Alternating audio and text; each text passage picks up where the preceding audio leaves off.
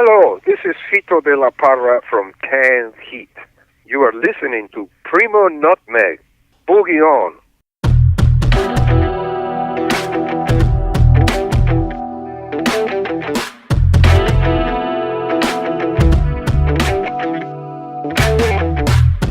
Hey Nutmeggers, welcome to another exciting edition of PRIMO NUTMEG. I'm your host, Steve. Folks, I just want to start off by apologizing for not doing a show for the last couple weeks. About 10 days ago, I became a father. My beautiful wife gave birth to a 6-pound, 11-ounce bundle of joy. And for the past week or so, we've just been settling into becoming parents. But now, folks, it's a new month. It's now gorgeous out here in Connecticut. It's warm, the flowers are blooming, everything's green. So with the arrival of spring and with becoming a father, I've been taking a little bit of a personal inventory lately. As many of you know, this show is pretty political at times, and we really spend a lot of time, complaining about the way that the system is. And lately I've been thinking, there's a lot that we can really personally do in our own lives to not participate in that. For example, the other day I went shopping at a thrift store and bought myself some old clothes. There's really no reason to go to the mall and buy that kind of stuff. I've also been making a conscious effort to change my diet, and that's actually for a couple reasons. One is just for the health factor. I saw a really good documentary last week called That Sugar Film. It shows just how bad sugar is for your body. It really destroys pretty much every single part of your body. And then I also saw another documentary called Forks Over Knives, and that goes into the terrible effects of meat and dairy on the human body. There's just some amazing data in there where they look at different cultures over time where meat and dairy has been either added or taken out of the community for periods of time, and the effects on health are pretty staggering, especially when it comes to cancer. So for the past 5 or 6 days, I've really been making a conscious effort to not eat sugar and to eat as little meat and dairy as possible. What that means is really eating a lot of fruits and vegetables and drinking a lot of water. And honestly, I've been feeling a lot better lately. My skin is a lot better in just a few days. I've also lost about 6 pounds in 6 days, which is pretty remarkable. And it's all just from not eating refined sugar and cutting back on meat and dairy. And beyond just the health factors involved in that, there's also the fact that sugar and beef are really subsidized by the government. There's a reason that when you go to the store, a bottle of Coca-Cola is cheaper than a bottle of water. And even though everything is pretty much subsidized by the government, when you look at these specific industries, the sugar and beef industries, they get a lot of favoritism and a lot of protectionism. And it's really important for those of us who want to strive towards a voluntary society to not purchase things from incredibly subsidized industries like sugar and beef. Anyway, folks, that's my personal recap for the last couple of weeks. On today's show, we have another rock and roll legend. My guest today is Fito de la Parra. He is the longtime drummer for the band Canned Heat. On today's show, we're going to talk about what made Canned Heat successful. We're going to talk about the stories behind some of their most memorable songs. We're going to talk about how the music industry has changed over recent decades. We also talk about Woodstock and what it was like to be part of that experience. And we also have a really interesting discussion on music royalties, specifically in regards to the song Going Up the Country, which is probably the biggest hit by Canned Heat. Fito gave some really interesting background on the rights to that song and how it's used in commercials. So folks, please do stay tuned for this entire interview with Fito de la Parra, the longtime drummer for the legendary rock band Canned Heat. Also, while you're listening, please do help support PRIMO NUTMEG. We need all the help that we can get. You can do this in several ways. The first is to subscribe. So please just make sure you subscribe on iTunes, SoundCloud, and YouTube. Also, if you have a couple minutes to write an iTunes review, that would help us out a lot. You can also like us on Facebook, follow us on Twitter and Instagram. And if you really, really want to help support the show, you can go to patreon.com/PRIMONUTMEG and become a patron for just $1 a month. Believe it or not, this show is actually somewhat expensive to produce. Also, folks, as this show is getting older, we're taking down a lot of the old episodes and having them only available for a Patreon audience. Right now, most of Season 1 is only available through Patreon. This is also the case with some of our more controversial shows, like my interview with former U.S. Congresswoman Cynthia McKinney. So folks, if you want access to those classic and controversial episodes, and if you want to help support PRIMO NUTMEG moving forward so we can keep producing this kind of quality content, please just go to patreon.com/Primo Nutmeg and become a patron for $1 a month. Now, folks, without any further ado, here's my interview with the rock and roll legend, Canned Heat's Fito de la Parra. Fito de la Parra, welcome to Primo Nutmeg. Thank you. So thank you very much for being on the show. You know, I've had a lot of music legends on the show. I've had Donovan. I had the guitarist for Jethro Tull, Martin Barr. Recently, I also had Jim McCarty from the Yardbirds. But I have never had anybody on the show who played at Woodstock. And, you know, Canned Heat will always be very closely identified with Woodstock. So, again, it's really an honor to have you on the show. So thank you for your time. No, thank you very much. So let's start with your early career. I know that you got started out very early. You were playing in bands when you were about 14 years old. Could you maybe just walk us through briefly how you started out and how you made your way to the United States and eventually to playing with Canned Heat? Well, I started out in Mexico City. That's where I was born. And I started with a rock and roll scene from the late 50s. And I played in several bands down there.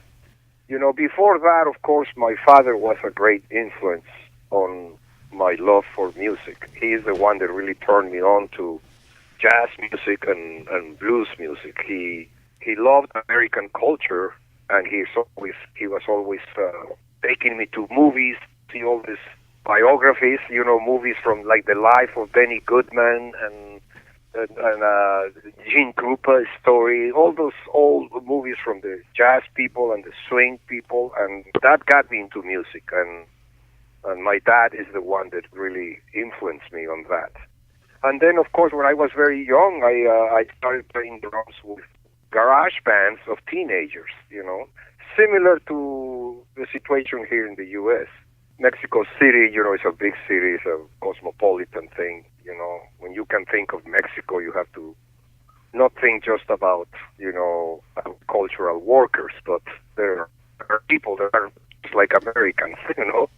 Right. There in Mexico City, and that's how I started playing. And what we used to do is we used to basically copy the top 20 and top 10 songs from the hit parade, and we will copy them and translate them to Spanish, and then we will record them, and many of them became hit records. So I enjoyed fame and fortune, more fame than fortune, from the very beginning. From the moment I was 14, 15 years old, we already had gold records and had recognition. Some of those Latin American bands that I played with. And eventually, I got a little bit tired of playing pop music, and I discovered blues music and rhythm and blues. And that's what really got me into the idea of coming to the United States, because I wanted to play that kind of music, and I wanted to learn more about it. I was fascinated with Ray Charles and with James Brown, with Jimmy Reed, John Lee Hooker, all those people that I finally got to know and got to know their music. And that's when the idea came to come to the United States and try my luck here. So I did want to ask how you got to meet the band originally. Again, I know that they were kind of becoming recognized at that point. They played the Monterey Pop Festival in the summer of '67. That's right. They had played the Monterey Festival. That's before I joined. Right. So at what point did you actually meet the band? Well, I knew their drummer. I met him in Mexico, the drummer before me, Frank Cook.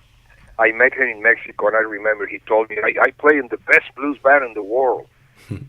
Because all we knew in those times was John Mayall and Paul Butterfield. Those were the two white blues bands that were more or less starting to happen. And then there was Canned Heat, like an answer to the Chicago blues and the English blues. We were like the West Coast answer to them, you see. And that's how I met Canned Heat for the first time, their drummer. I mean, I'm sure he never knew or expected that I was going to take his job, you know. Right. That was not part of the plan, you know, and it was not part of my plan either. But I went to see Canned Heat for the first time in this funky joint called the Topanga Corral, which was in Topanga Canyon, which is a known area that was one of the first, if not the first, hippie colony. And there was the Topanga Corral, which was really like a corral, and that's where I saw Canned Heat for the first time.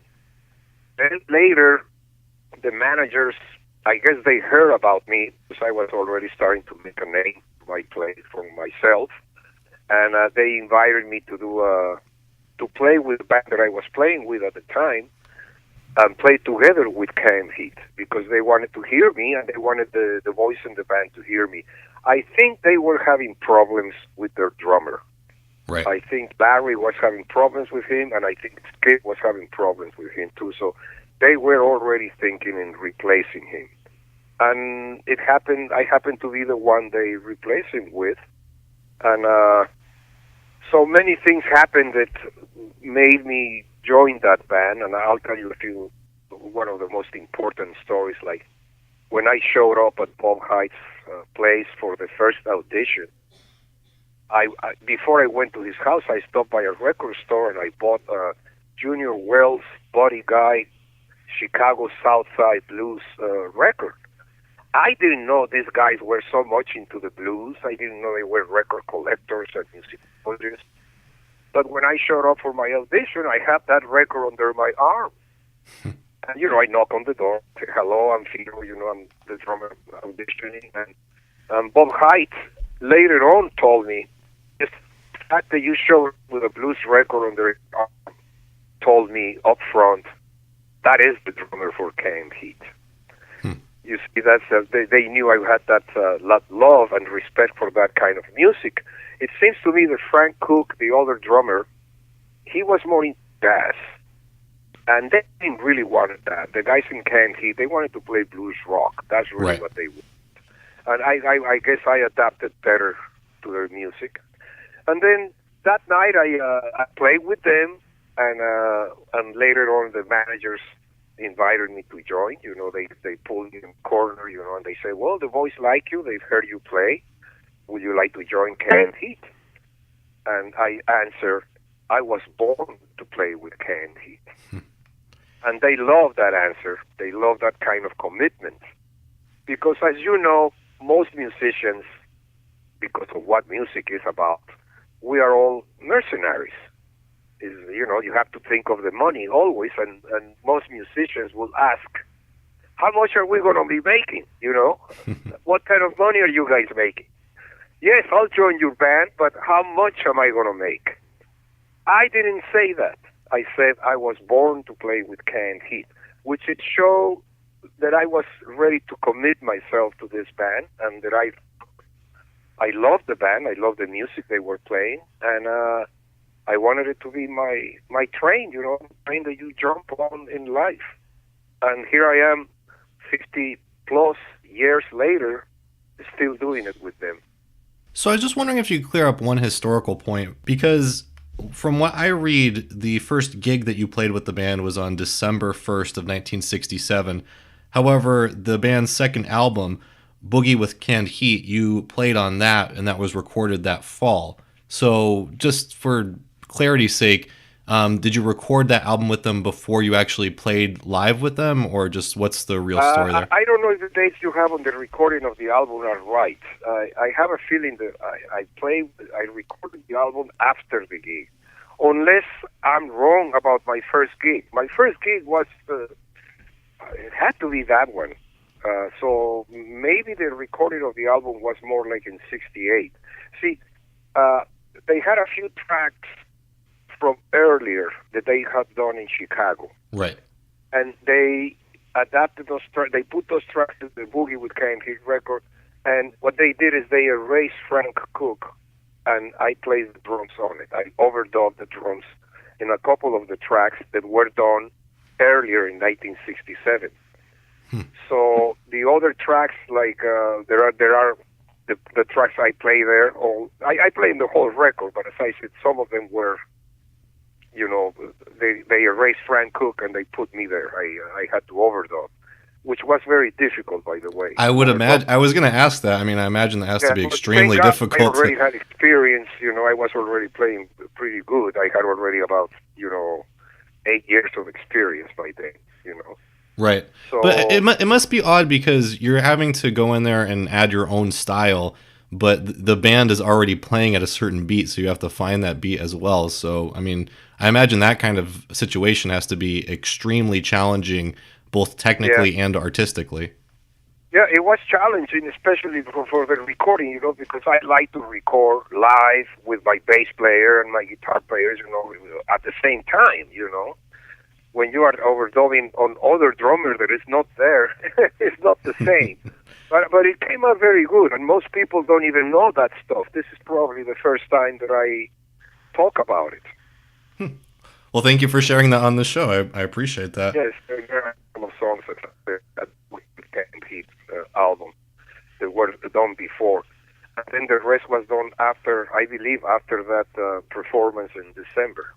So I'm sorry, the hit song that you had in that album, On the Road Again, was that the same situation where you had to drum after the fact? No, that was done live and on the studio. I went on the studio with everybody, yes. So there is another version of On the Road Again they did earlier, right, in Chicago, but they didn't release that. See, they wanted to approach the band as a more modern and more rock-oriented blues band. They didn't want to be just a purist, typical blues band that only plays swing songs and all that stuff. They wanted to mix rock and roll with country blues, and that's really what we did best. So I just want to ask about that song, On the Road Again, because that was the first major single that Canned Heat released. What do you think it was about that song that made it special, and what do you think it was just maybe about the time that made people receptive to making that song popular? The time was right. It was part of this sort of renaissance of music that happened in the late 60s. There was a lot of great musicians and a lot of great bands coming out, and all this new awareness of music that was very much blues-oriented. See, you have to remember what happened before that. And before that, we had, what was called the British invasion. Right. And how rock and roll and pop music changed because of the Beatles and all these different European influences. Like European music, like the Beatles mixing Bach with rock and roll and all this stuff, which was very creative, but it was really taking the black side of the music away. And this got changed radically with Jimi Hendrix and with Cream and with Canned Heat and with all these other blues bands that came out and all these bands that were famous in the late 60s. And as I said, what I call a renaissance on music. And the song On the Road Again was just released at the perfect time. We even put the tambura background there to add a little bit of Indian influence, Indian music influence, and add to the drone. The song is a drone. It's only on one key, and it goes on and on and on, just like the boogie with John Lee Hooker. It is influenced by John Lee Hooker's music, and also by some of the other Mississippi masters. So. We never expected to have a hit record, to be honest with you. When I joined the band, I knew I was joining a band of, kind of outlaw guys that like to play music that is not popular. At the time, most nightclubs and promoters were afraid of blues music. It was really something for us to say, hey, we're going to take this music and make it around the world. That's really our mission. We didn't know how to do it, but it happened almost automatically by On the Road Again becoming a hit record, a huge record worldwide. And it was like very much a country blues song, and it was on the charts. So we were delighted for us to happen. But as I said, this was not pre-planned, never planned or expected to become a pop band, a pop famous band. Well, let me ask you about another song on the album, Amphetamine Annie.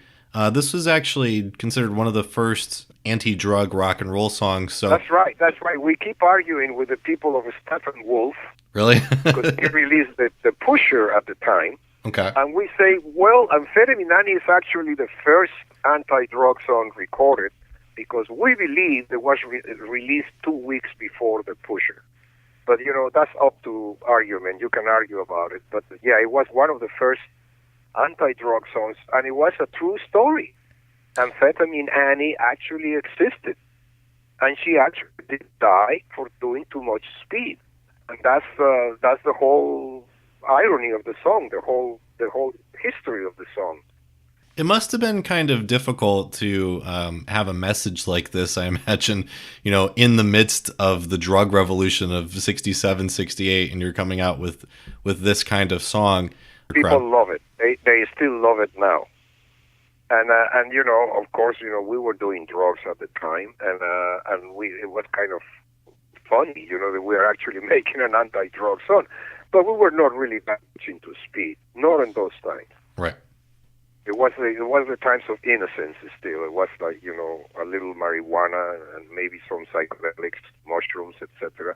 But cocaine, heroin, speed, they were not popular or available in those times. That came later when the end of innocence and when the decadence came. So as I understand it, you were actually recognized for that song, Amphetamine Annie, by President Ford later on. Is that true? Yes, President Ford actually later on sent us a special mention and thanking us for it, and they included the song in an LP that the U.S. government released that included all kinds of anti-drug songs and happy message, and it's called Good Vibrations. That's pretty funny. It was an LP released by the government. I have a copy of it, by the way. It must be pretty rare now. But it was called Good Vibrations, and it included the Amphetamine Annie on it. Do you maybe find it unfortunate, though, because, obviously in that song you're being very explicit about a particular drug that is bad, but, as the drug war kind of ramped up and you get into the Reagan years, and that messaging kind of gets convoluted where all drugs are bad and say no to drugs, do you feel bad about maybe how your message may have been manipulated by the government?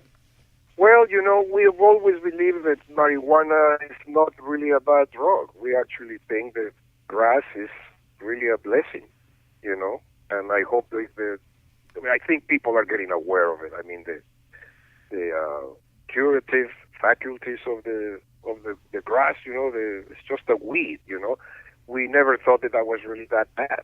And we were right. I mean, here I am, 60 years later after using it almost every day, and I've never had any problems with my health or my memory or any of that.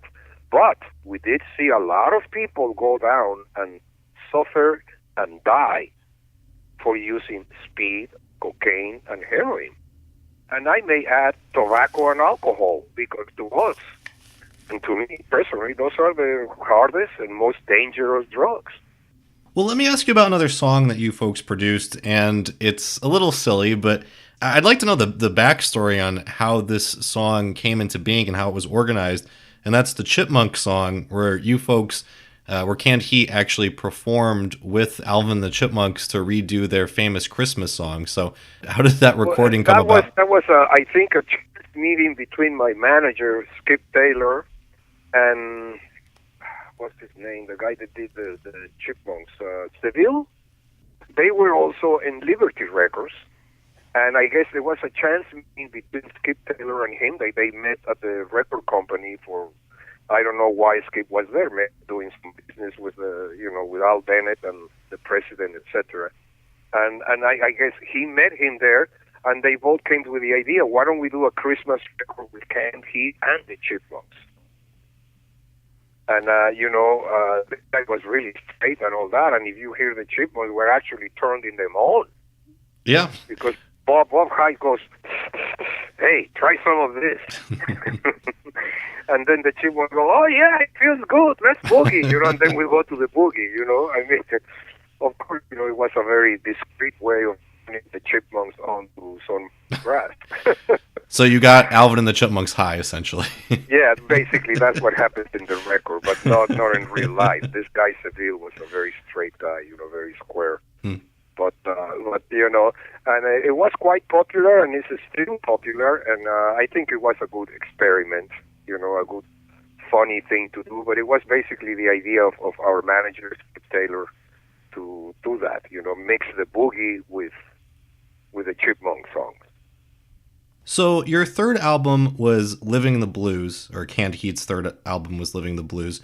And again, you folks had a lot more acclaim coming at that point. Going Up Country was the hit song that you had off of that album, and that song is still popular today. It's really identified with Woodstock. I actually heard it today being played on a Geico commercial, I believe. So yeah, that commercial has been played more than any other commercial, especially last year. Really? And they're still playing it. It's amazing. They're playing it a lot. I just wish I would get the royalties. You don't get any royalties for that? Story. You don't get any royalties for that? No. Jeez. Well, let me just ask. We get a few peanuts here and there. I mean, out of all those commercials on the radio and all that, I may get maybe $45. Oh my God. That's That's wrong. That's morally wrong. Oh yeah, that is wrong. The way we lost our royalties. I don't know if you want to hear the story. It's kind of long, but it is all with detail in my book. My book, Living Blues. Well, I mean, maybe just in broad strokes, what happened? Well, part of it was the bust that the band suffered before I joined. Just a couple of months before I joined, they got busted in Denver, Colorado. The situation, of course, if you remember in the 60s, marijuana was considered to be a drug as bad as heroin, which, by the way, according to the federal government, that's still the fact, which is totally wrong. But in those times, everywhere, marijuana was considered a very dangerous drug, and to be, to be incarcerated if you used it. So the guys in the band, I was not in the band at the time, but they tell me they got planted. They got planted by some kid that was friends with Bob Haidt, and maybe he was involved with the police. Because what happened is that Chet Helms, the creator of the Family Dog and the Avalon Ballroom in San Francisco, he opened a club in Denver, Colorado, which was like a hippie club, like the Fillmore and the Avalon that I mentioned. And there was this sheriff in Denver called John Gray. They used to call him the Wyatt Earp of the West. He had made a pledge that he was going to get rid of all the long hairs of Colorado. He will get rid of all of them. And he was like really, really a bad guy, a real fascist. Right. And I guess he arranged for the band to get planted and for us to get busted. The problem was that he could not bust the place because Chet Helms was a smart businessman and he had complied with all the regulations that the city had put for him to open his club. So his club was going on and there was nothing that he could do besides harassing. It was a constant harassment from the police to the club. They were always showing up and trying to just giving Chet Helms a bad time and making him close the club. That's what they wanted. They wanted to sacrifice that club. They didn't feel that it matched with the idea of what Denver should be about. So they couldn't bust the club, so they decided to bust the band. And that's what, when the great tragedy happening, the band gets busted, the manager is desperate, he runs to Liberty Records to talk to Al Bennett, the president of Liberty, and he goes, I need $10,000 advance to get the boys out of jail. So Al Bennett goes, you guys have one record out, this is after the first record. You are a blues band, you are already notorious for being a marijuana smokers, you are outlaws, now you are in jail, your first album didn't really do that good, the critics love it, but that hit record is not selling that much. I will lend you, or I will give you the $10,000 in exchange for the band's publishing. That was the beginning of the tragedy. So Skip had no choice. He had to get the boys out of jail. $10,000 then is like, $50,000 now. Right. And he had to get the boys out of jail, so he took the offer. Wow. And remember, too, that in those times, most record companies owned at least half of the publishing from the artists.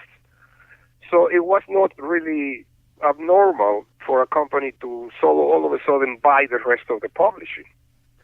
Of course, time went by, and all of a sudden On the Road Again becomes a hit record. So Mr. Al Bennett made actually $1 million out of that $10,000 investment, and we lost all our publishing. But that was the case for... That was part of the royalties that we lost because of that bust. But for Going Up Country, I mean, Going Up the Country, you guys recorded that later, so it was... The deal was even for future songs? They took the publishing for every song made even now. Wow. Jesus Christ. It was like a forever, lifetime thing. We've been trying to find it out and skip claims to have an attorney that is going to get us some royalties back and some... I mean, it's been already 50 years, or more than 50 years. And right.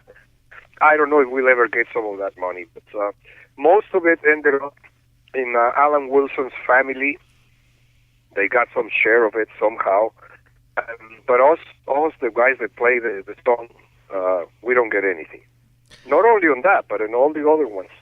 That sucks, and you have some insurance company that's making money off of your creativity. Yeah, well, that's part of the horror stories of the music business, especially from 60s and 70s when record companies were really ruthless, and they would have this corporate agreements, like, for example, Woodstock recorded the Woodstock book, and that came out in Warner Brothers.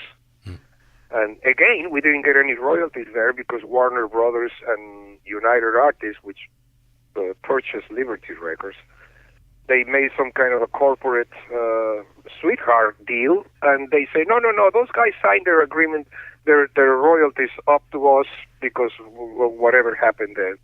So the royalties from Warner Brothers also go into United Artists and not to the band. Again, Going Up the Country, that was Canned Heat's most famous song. What was the recording process like, and what was it about that song that has made it so popular over the past half century? we had already a hit record with On the Road Again, right? And as I said earlier, we never expected to become a hit maker, because that's not the way this band was designed to be, Right. But we are in a rehearsal one day, and Alan Wilson comes and says, I have an idea that I found from this guy, a one-man band called Henry Thomas, an old Texan black guy from the area, from the 40s and the 30s. And then he started going with a guitar and with a little flute part, And then he says, I put some words here, he was just coming up to the idea of singing, let's go up the country, baby, don't you go. And he played the first 12 bars or so, and I remember Larry and I were there, Larry Taylor, our bass player. And we looked at each other, and Larry goes, this is going to be a hit record. I mean, there's no question about it.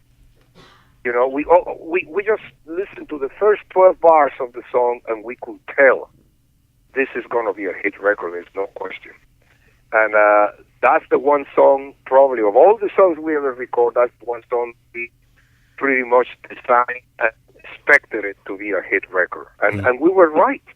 It became quite a hit, also because of Woodstock. Right. And that's part of why the song relates so much to Woodstock. I mean, sometimes people come to me and say, why don't you do that song, Going Down the Country? And I always have to clarify, no, it is going up the country. You are going up from New York to the Catskill Mountains. Mm-hmm. You're going up the country, up to Max Yasgur Farm, to the big party in Woodstock. That's the whole message of the song. Going up the country from New York, going up north, right? And of course, it became famous because of Woodstock, and also because the song was just great. It's just a fabulous song. It is, again, based on country blues. It's really country blues. and we just adapted the lyrics because pretty much the music and the flute parts are originally from Henry Thomas's version. Henry Thomas's is called Bulldoze Blues, and of course has a very different arrangement and very different words. But the idea of the flute and the little guitar going ta-da-da-da-da-da-da-da, that comes from that. So it was really something to get such a great big hit record, which is still going on. It's recognized. I mean, it's been in a lot of movies and in a lot of commercials, and it's still being played right now. And it will be a legendary song forever, even after we are gone. And again, the song is very closely identified with Woodstock and is considered a theme of Woodstock. It's amazing to me, just thinking about it from your perspective, where, you know, you were in this amazing band, you have this hit song, and it becomes this anthem of one of the greatest cultural moments of all time. So what is that like looking back to the Woodstock experience? I know that you actually didn't want to play Woodstock at first and actually had getting dragged into it. Yeah, that's true. And that's because the band was going through a lot of heavy changes. We had just lost Henry Vestine, our original lead guitar player. And why did he leave? Henry Vestine. Why did he leave? He quit a few days before, 2 or 3 days before. It was a fight. It was just a fight between him and Larry because Henry was taking too many drugs and he was not playing right. He was, was too spaced out. We played at the Fillmore West, and Henry just got too wasted, and he started taking pills, taking downers, and he was playing in the wrong key, and Larry got very angry, and right on the stage, he insulted him and said, "I'm not going to play with that blah, blah, blah guy anymore." So that became a big fight, and that was only 2 days before Woodstock. So the second night we played at the Fillmore West, Henry didn't even show up. So we were lucky enough that Mike Bloomfield was there and Harvey Mandel was there. So the first set we played, we invited Mike Bloomfield to sit in with us. And it worked out really good. I mean, it was a pleasure. It was great to play with Mike. And Mike understood our music perfectly because he was a blues guitar player. But after the first set, we take a break and we go to the dressing room, and Bob asks Mike if he wants to join the band because Henry had just quit. And Mike Bloomfield didn't want to join. He didn't want to go on the road anymore. He said, I've gone on the road for the last 3 years with Paul Butterfield. I'm exhausted. I don't want to be on the road anymore. I'm okay here. And he didn't want to go on the road. I don't blame him. It's very difficult. So when they turned us down, we said, well, Harvey Mandel is here too, so let's invite Harvey to play the second set with us.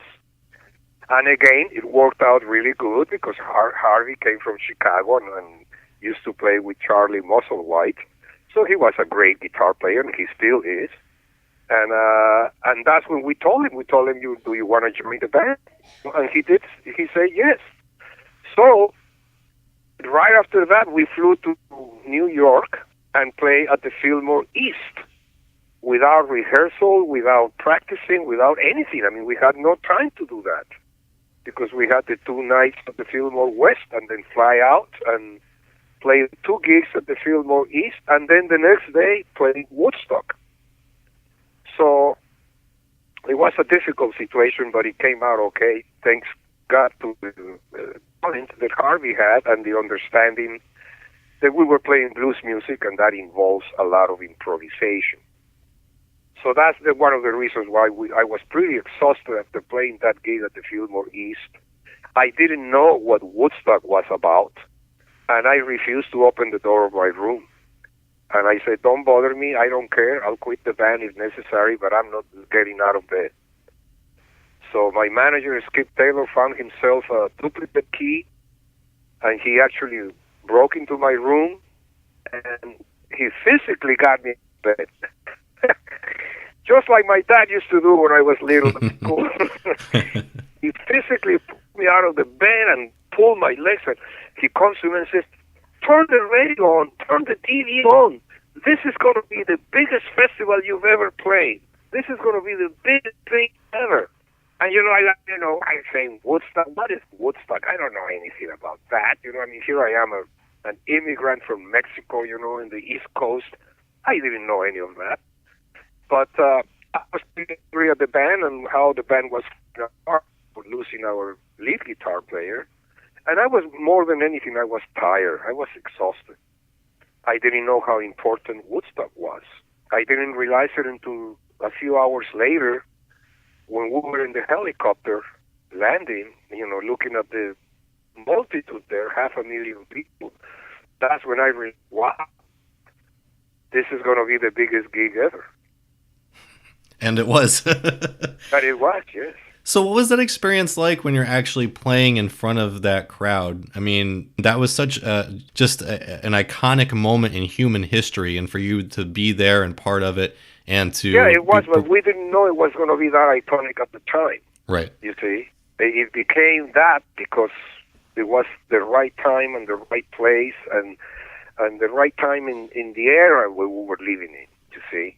And it was a cultural event. I mean, it defined our generation, and it defined what we wanted to accomplish at the time. We were looking for the ending of the war in Vietnam, and we were looking for, well, many of the things that we still want now. Equality. Equality with women. The way women used to be treated then. And racism. Against racism, and. So all those things were part of that Woodstock nation, as they call it. We made a nation in one day, and it lasted 3 or 4 days. In one sense, yes, but in another, I think it's lasted, up until today. Yeah, but there is still a lot of influence on that, and they are already talking about doing the 50th anniversary. We'll see about that. I would just hope that it would have the same spirit of the original, because I don't know if you remember... There is no way. There's no way you can repeat that. I mean, they tried to repeat it. They did a 10th anniversary, the 20th anniversary, and I think they did a 30th or 40th. The 30th was the bad every time one. It was worse. I mean, it became what they call Woodstock Inc. When it is also what happened to the music business. It all became corporate. It became hardcore corporate. I mean, the last Woodstock, they were charging, what, $5 for a bottle of water? Right. The stage, the security was outrageous. It was, really bad. I mean, in our Woodstock, it was free, okay? Right. Everything was free. And people right? would jump on the stage and say hello to us, and it was like a friendly thing. It was like anarchy working out somehow, it was like organized anarchy. I mean, it was a very different situation, and as I said, no matter how many people try to repeat it, it's never going to be repeated. You cannot repeat an event like that. And that was the magic thing, too, is that you had hundreds of thousands of people in this very small community, and there was really no violence that happened at that original That's Woodstock, right? We were all pretty much in the same frame of mind. Everybody was helping each other, Some people took the wrong kind of acid. I don't know if you recall. Right, the brown acid. Saying, don't take the brown acid, right? He's saying on the microphone, don't take the brown acid, it's bad. I mean, that was a little bit late.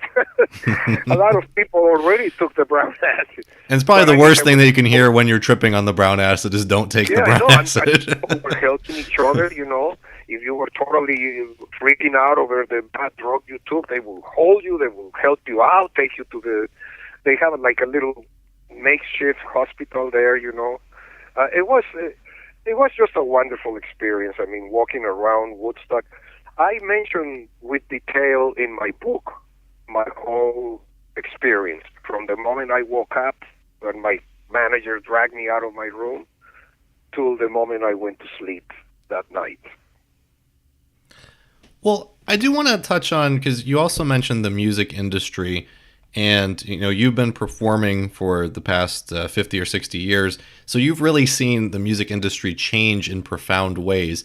And I personally was born in 1986, and I've always had an affinity for music from before I was born, from the 60s, from the 70s. And I agree with you that, it's become very corporate now, and it's become, very obtuse and dumb and simplistic, especially, over the past 15 or 20 years. So I just would maybe like your insight on that, if you wouldn't mind giving it. What do you think it was that has changed the music industry? Do you think it was drugs and the fact that people were open to experimentation? Do you think it was culture? Do you think maybe it was technology? Because technology has changed a lot. Technology has a lot to do with it. Okay. But also the capitalism going crazy. It's reflected in many other industries.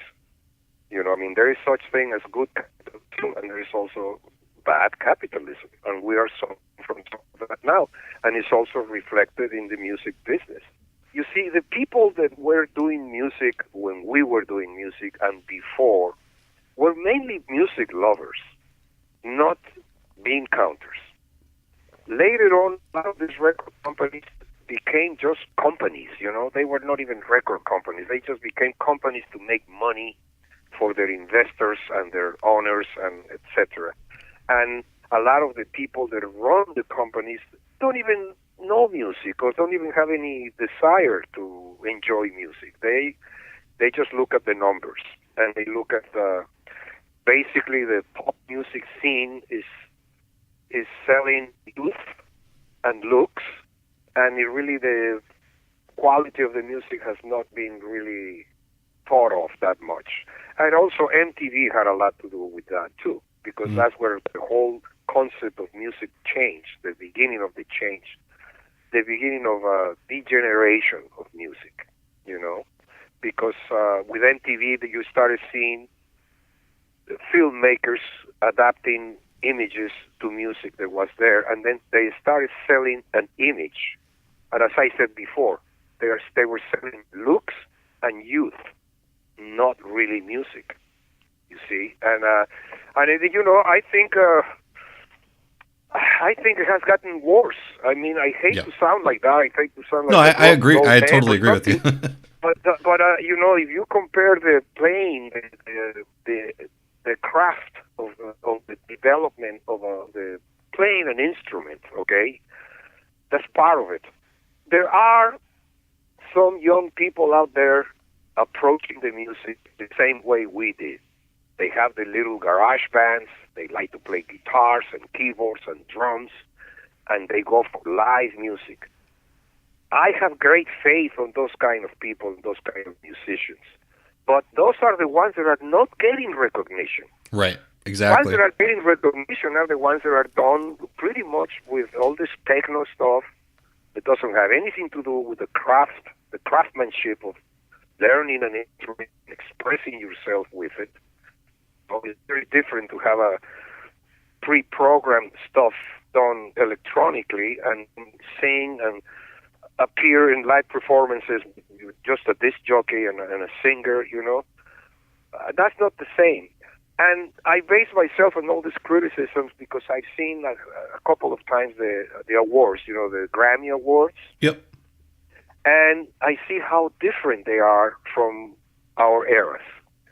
And I see, for example, the last time I saw the Grammy Awards is because Harvey Mandel was playing guitar with Bob Dylan. That was probably a couple of years ago. The manager calls me and says, "You have to watch it, Harvey's in it." Harvey's our guitar player, so I figure, okay, let's celebrate Harvey and endure 2 hours of other music. So I checked it out and I listened to the whole thing for 2 hours, and I found out at the end of that I did not hear one guitar solo, one piano solo, one saxophone solo. All I heard was sort of this singing stuff, pretty much reminiscent disco music and a piece of funk stuff that James Brown designed way back, and I was so disappointed. There was no real musicians there except for Bob Dylan and his band and a couple of other young kids that were playing there, but they were not really expressing themselves the way we used to do. And I was very disappointed with it. I don't even watch the Grammys anymore. And I really, to be honest with you, I don't follow pop music. I don't even know who they are. You can tell. I don't either, actually, to tell you the truth. And they come and go so fast. Right. that is so disposable, which is what makes me so proud and happy to be a blues player. Because blues players and blues singers, the older they get, the more interesting they are. Mm. Just like jazz people, I mean, people are still looking at Etta James, before she died and respecting her and all that. And I see that as, thank God that I kept my integrity and I kept playing this music that I believe in, because this music doesn't go away like pop music does. It comes back and forth. Blues music will never be as popular, but it will never disappear. How would you describe the current touring that you're doing now versus touring back in the 60s and 70s? Touring is horrible. I mean, it has been horrible for many years, but it got worse after 9/11, of course. Why? I mean, the experience of the airplanes and the airports and all that it's just a horrible experience. I hate it, and most musicians that are working musicians like us hate it. I mean, there you go with capitalism going crazy again. Look at the airliners. Right. Look at the size of the seats of the airliners. Look at the economy class. I mean, it's just a nightmare to be there, And sometimes we cannot afford to fly first class or even economy plus, and we have to go in economy. It's just horrible, The whole attitude of the airliners to pack as many people as they can, regardless of how uncomfortable you'll be or whatever, Eliminate bathrooms so they can put 2 more seats there. I mean, they do a lot of horrible things. And that's where my famous saying comes. I always say, the music is for free because we love playing. What we charge for is to get there. Well, Fito, I did want to ask you about your book because, as I understand, this book has been very famous and popular for, I think, over 15 years now, and folks have it was released in '97. Oh, wow! So that's 20 years now. Yeah, that's 20 years. But you see, it was never. I never got a publisher, so Okay. I published it myself, and I started selling it on the internet. And thank God, the book is really good. I had excellent co-writers that helped me with my story and helped me tell my story. They like how I'm a good raconteur. That's what they say. They say I tell stories well, so they love my stories, and they helped me make the book. And even if we didn't get publishing, the book became quite famous because I got great reviews in Amazon, and I was selling in Amazon for a while, but I ended up making 50 cents a book, so I stopped selling it in Amazon, but they are still selling copies of my book. The sellers that buy resell later, they're resellers, and they are charging up to $200 a book. And I'm selling it now in my website for $50 each. It is $50. It's expensive, but it is a great book, and it's going to be a classic. And I'm surprised that the publishers turned it down, but they are idiots too, because it's just like the music too. You know what I mean? Right. The answers they gave me is like, you guys are not the Rolling Stones. You're not as famous. That book is not going to sell. Well, guess what? My book, not a publishing deal, has outsold many published books. Right. And now my book has been translated to Mexican Spanish, Castilian Spanish, French, German, of course, English. So I have now 5 versions of the book already out there in the world, and I have sold about 5,000 copies just here in the U.S. and another 5,000 in Europe. That's already more than many published books sell. So yeah, I understand that this book has actually gotten recognized by Mike Judge, and you've signed a deal with him.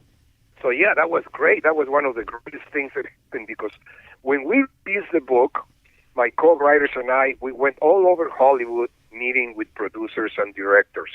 And they were all open to it. They all like it, and some of them actually read it. Some of them wrote scripts. I had 3 different scripts already, screenplays for the movie, but we never really got a deal. So we decided to just forget about it. I'll keep selling the book on the internet, and it is what it is. I'm used to not being successful in everything that I get myself into it. But I consider the book a success anyway because of the great reviews and the fact that it's still selling.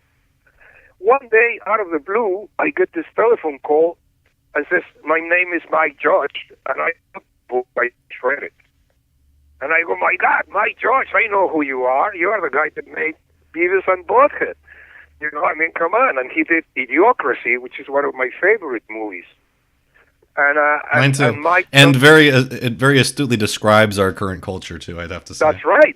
Mike Judge saw the future, saw what's going on right now, you know. Right. And so Mike tells me, "Well, I have an appointment in New York," he says, "but to cancel the appointment, I'm going to come see you." It was such a great thing, such an honor, you know, for me to have this great director and producer drive all the way to my house. I'm like 1 hour away from Los Angeles.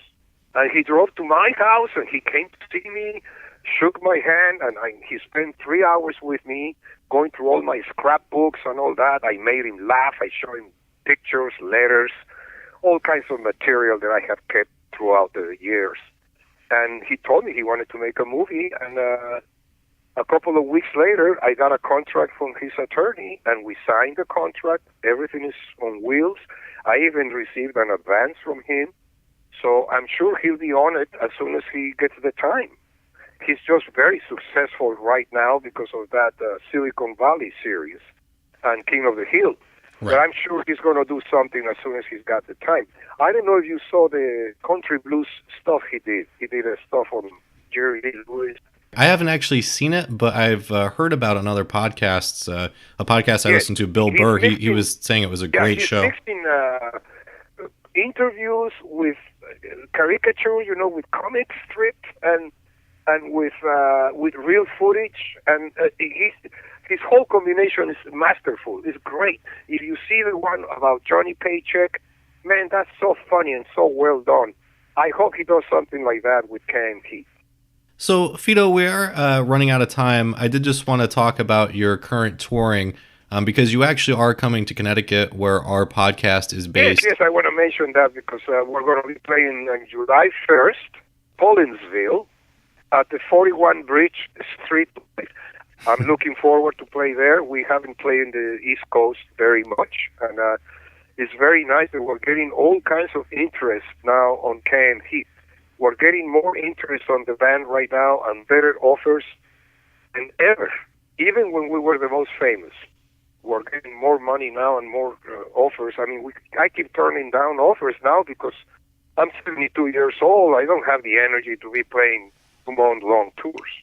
Well, for folks who go and see you in person, either in Collinsville, Connecticut, or at any other venue across the planet, what can they expect when they come to see you? Well, they can expect, of course, they're going to hear the classic hits of Canned Heat. But also, once we play the hits and we get their attention, we always try to introduce new stuff and stuff that we're working on and just new stuff, so we don't get too bored playing just hit records. You know, many times we play with a lot of other bands that are part of our era, like Iron Butterfly, Jefferson Starship, all those people that were for part of it. And many of them, they just play their hit records. And I don't like to do that. We like to be creative too and introduce people to new stuff. And that is then you give them a hit record and then you give them something new, because the hit record always gets their attention. Fito de la Parra, I really appreciate you being on this edition of Primo Nutmeg. It was an honor to speak with you about all of these great stories. I wish that we had more time to go over more of these stories, but I'd love to have you back on and we can talk more about the history of Canned Heat and your career. Hey, come by and have a beer with me or a joint or something, and then I'll tell you a lot of stories.